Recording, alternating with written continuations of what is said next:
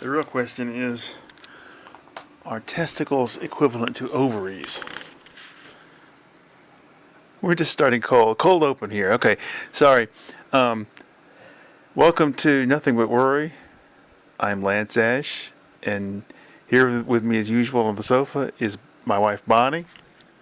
I'm not quite sure I own you today after that opening statement. Well, I mean, is that true though? I don't know. What was it you were telling? I think you were the one who was telling me there was some group of people somewhere where often boys were born as girls, and then later the dick flopped out later on or something. No, there was the dissension of testicles as a group in Dominican Republic, I believe. Yeah, but the clitoris eventually got bigger and became a penis. I don't remember that part of it, dear. It was in National Geographic a couple of years ago. Why are we discussing this? Oh, okay. Well, I thought we had been mentioned the subject earlier. No. Related topics. All right, what's been going on with you? I don't know. With your conversation starter, I've drawn a blank here. Okay, well let's start over. We had some yard work done, and the yard looks a hell of a lot better. I can't believe what a good job they did. Well, it started with last week. Our yard crew didn't show up, so I just said, that's it, I've had it. I posted in a forum. I said, our yard crew has not shown up. They have raised the prices by 50%, and they're doing less than ever. So I got around to calling the yard guy on Monday or Tuesday and said, what's happening here? What's going on? And the end is that he's lowered the prices back down to what it was. There'll be an additional charge for the roundup because it's so expensive. And he's going to be coming again back every 2 weeks now instead of every 3. And so we got the grass cut on, I think it was Tuesday you had off. And then on Wednesday, I had the crew that came in last year and cleared shrubberies from around the house, came and felled a large tree. I took a picture of it with Peter in front of it so I could send it to the guys so they'd give me a quote. I measured it about 100 feet, that tree. And it was stark white. All of it had just died. And then on Friday, Junk South came out and they took away the children's old playhouse. Remember me making that next door? I remember that summer. It was hot. You made it. We had gotten the addition to the old house put in, and when they brought a deck. And I had them put the deck on the front part of the old porch. And on the end of it, I took scraps from your parents' garage enclosure deconstruction and made a kid's playhouse. And when we moved here next door, we brought everything over with us and set it up. So when they came today, that playhouse had not been played in for 15 years. More than that, probably. And we had put out some shelves and some miscellaneous things for the auto repair and stuff on the old cars. And eventually put a compost heap next to it. And that was enclosed with blocks. So they came, they picked up, they deconstructed the playhouse, the deck. They took away all of the blocks that were the foundational blocks under the deck, as well as the blocks for the old compost pile. And they also took away a piece of furniture, a sofa. So they did a lot of work in about an hour and 15 minutes. Yeah, I can't believe how they cleaned up after themselves, too, so there's just nothing there. Peter said that there's a few little bits and pieces, but I saw them kicking around the debris out there, picking up bits and pieces. When they removed the windows in the playhouse, I think some of them broke. And I think some of the glass is still out there. And I think he said something about something that looks like the lids of paint cans. So we'll have to go out there with a rake and just go over the area. But eventually I'd like to have the the big yard crew, the one that came and did all the work last year, come back. Maybe clear some of that area as well as the old vegetable garden. Because we're just getting too old for this. Yeah. Our friend Clay came to visit today. Haven't seen him in over a year. I know that. Is it? Yeah. Because last No. 2 times he's canceled. No. He brought us books earlier this year. What books? He brought you an art book and me a pie book, a book about baking pies. I know because I sent him 2 cards this year. One, the thank you cards, and then a couple weeks later I had to send him another card for his birthday. I don't remember when he came last.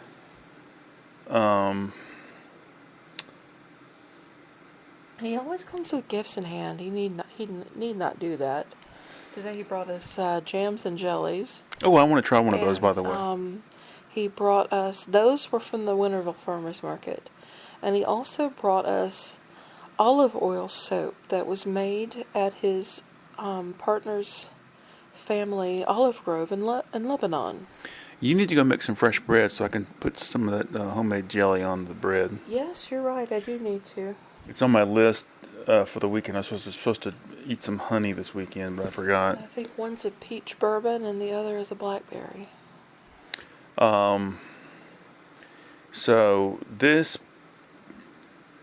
past week, Wednesday was June 19th, which is a holiday, and the post office let everybody off. So the whole building shut down for a whole day. So I knew it was going to be bad, but I didn't realize how bad it was going to be. Thursday and Friday were horrible, and it's getting out of hand. And I've talked to the postmaster, tried to explain to him we need more people and we need machinery to do the job, and he just sort of doesn't give a shit. So things are going to get worse and worse, and when the Christmas season gets here, the whole place is going to grind to a standstill because they don't give a damn.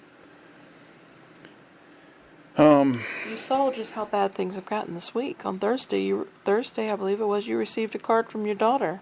Mm-hmm. She'd mailed the previous Wednesday for your Father's Day. Yeah. The situation is they have this machine that sorts parcels, and that's all they care about, because if the machine is running properly, a score ticks up on a digital readout somewhere, and that score indicates whether they're going to get a bonus or not. So that's all they care about. Wait, who gets the bonus? The manager gets the bonus. Right. Do any of the employees get the bonus? No.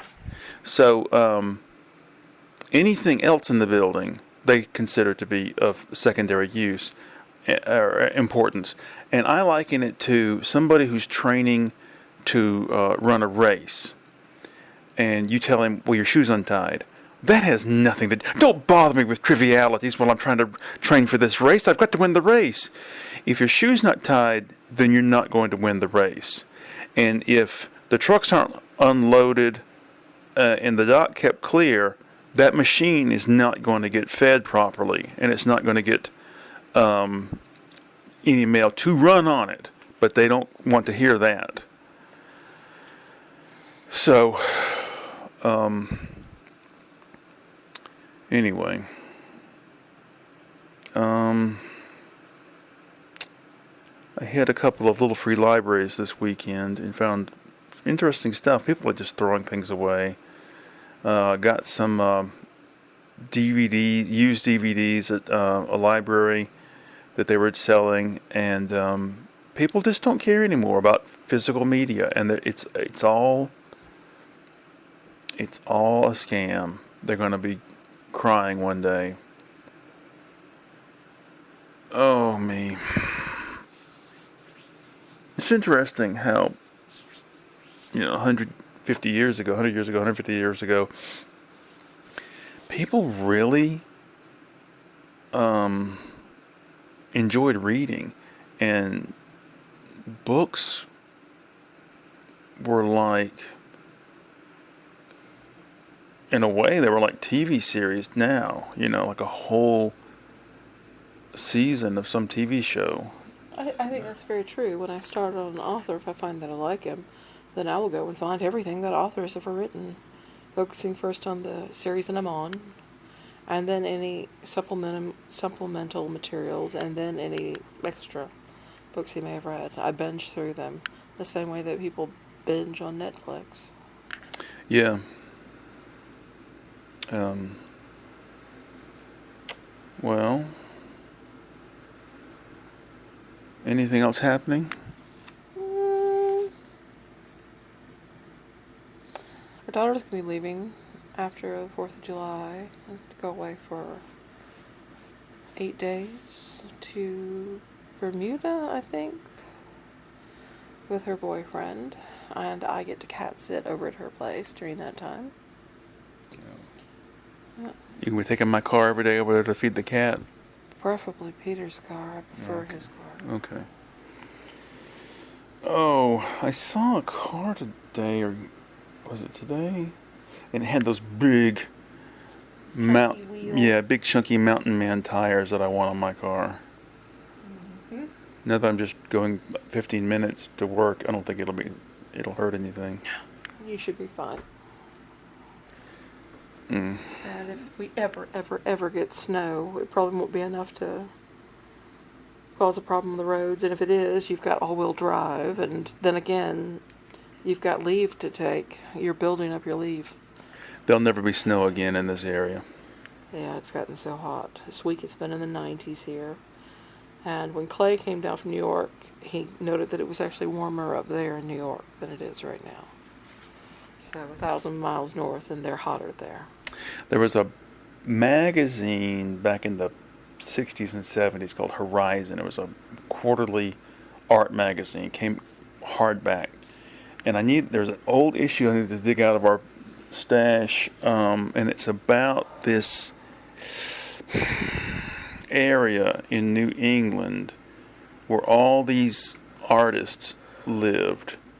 And it's like I don't know if this is the exact thing. It's like along a little river, and it's like, well, if you follow the chain of the river, whatever, so and so lived here, and so lived here, and it's like, Norman Rockwell and all these people. That's the kind of place I'd like to move, like to live. They had 100-degree weather up in Maine this week too. That's just sad, the way things are changing. I drove around yesterday evening in little neighborhood, and it was neat being able to see into the houses because they're lit up from inside. You're creepy. Oh, I love looking at other people's houses to see the kind of artwork they have on the walls. And yeah, it is always nice. Other people have more wall space.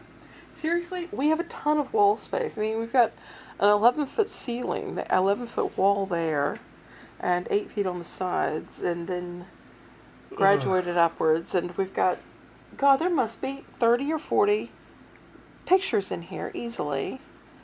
So we've got plenty of space. We certainly max out what we have. And look, there's still space there. There's still space there. I guess technically we could go to the ground, but I don't want to. I just remembered something. We have spackled ceilings, which I don't really care for. We hate those. All my life, I've lived in houses that had spackled ceilings. And when I was a kid, you'd lay in bed and look up, and you'd find images in the spackling, and you would become familiar with it. So that, there's the little face here and there. And I was just thinking, well, how did I see in the dark? And I remembered I had night lights as a kid. Little tiny light in an electrical socket down near the floorboard.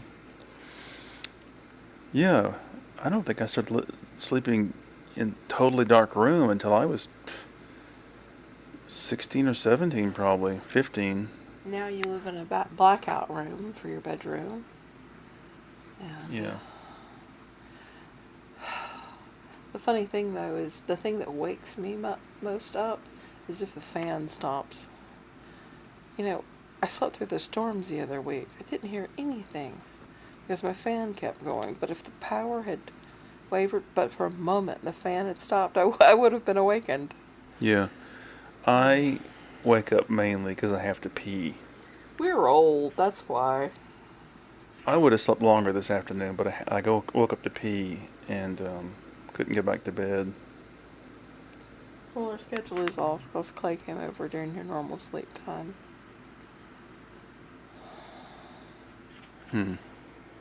Let's see how time we have here. Oh, we got a ways to go. I tried the most recent Rolling Stones album again today in the car, and it's just a big pile of shit. I'm so disappointed with it.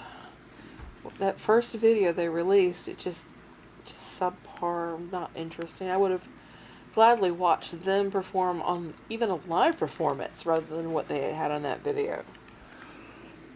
They're on tour right now, which is amazing to me. We will never, probably ever, see a live concert ever again.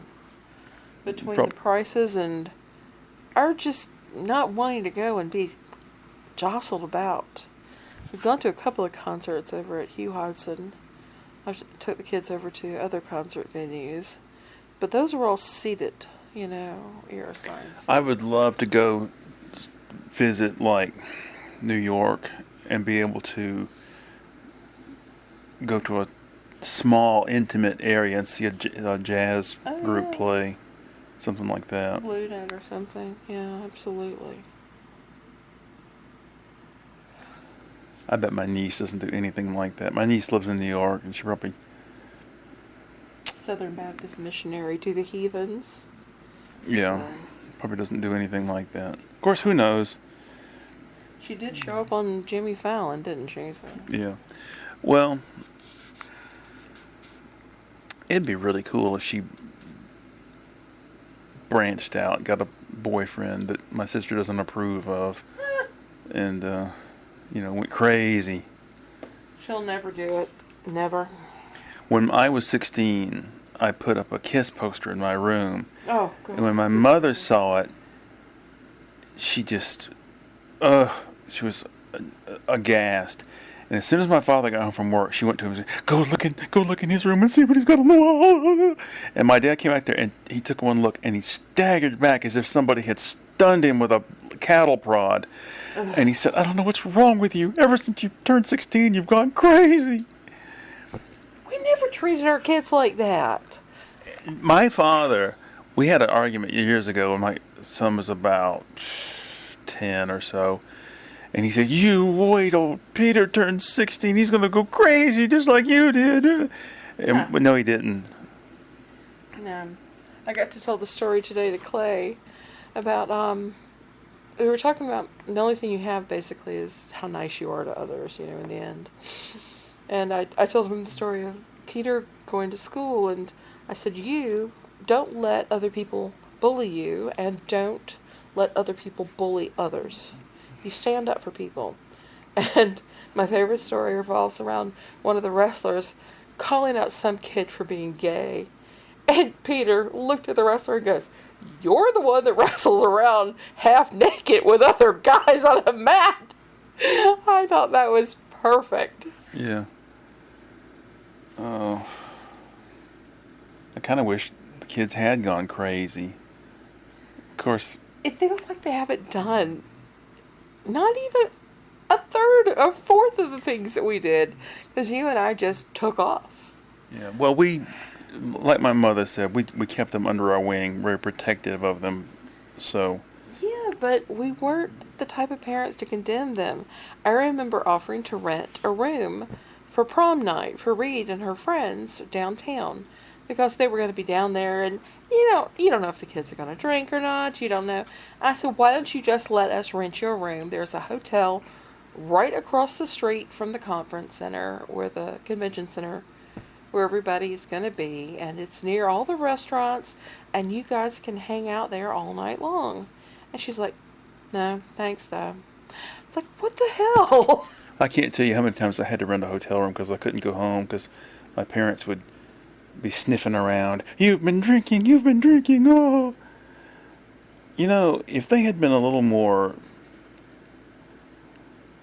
lenient, a little more liberal, things wouldn't have turned out as bad. A little less crazy. Yeah. Oh dear. Well,